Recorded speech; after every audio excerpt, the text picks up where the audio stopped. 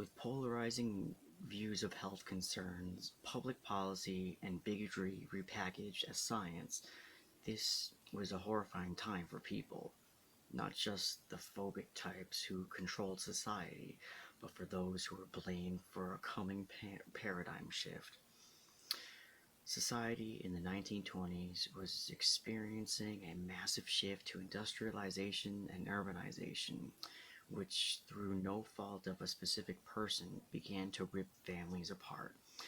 While this was happening, there was an immigration wave outside and the disabled on the inside, which were made into scapegoats for the American stress.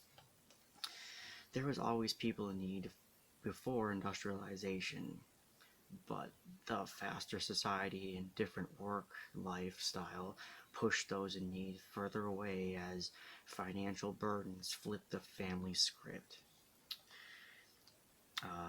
American advocates, all American advocates of the coming movement didn't approach this with care and understanding. Even if considered a burden, the people who ran the show put on the gas in their paranoid haste to save America, to save the American stock, using the language of genetics, germplasm, and the false association in Darwin, aka survival of the fittest. Eugenics councils and meetings propped up, along with the Eugenics Record Office in Cold Spring, New York, Alexander Graham Bell as the chairman. The Immigration Act of 1924 bloomed out of the fear of the eugenics movement, which allowed Northern Europe but left out Southern and Eastern people. Even the Jewish immigrants who were on Ellis Island were scapegoated as 50% of their population being defective because of arbitrary intelligence tests.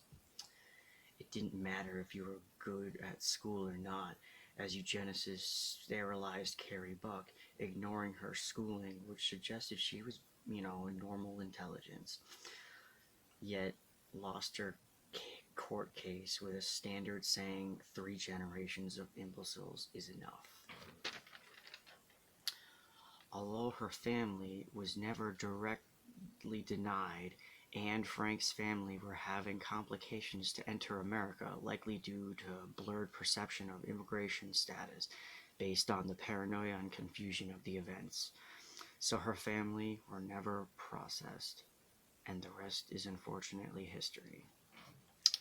During the 150th anniversary at the Declaration of Independence, there was this type of device that was created at the American Eugenics Society. It was a light that would flash every 48 seconds to symbolize an unfit person being born, while almost every 10 minutes a able-bodied person is put into the world, escalating fears in a weird way. At this point, they made plans to investigate everyone's biology. A leader of the eugenics movement proposed pruning the lowest of the tenth of the population, aka 15 million people. But to them, it was really only impractical on a financial and infrastructural way, since there wasn't room to put all those people.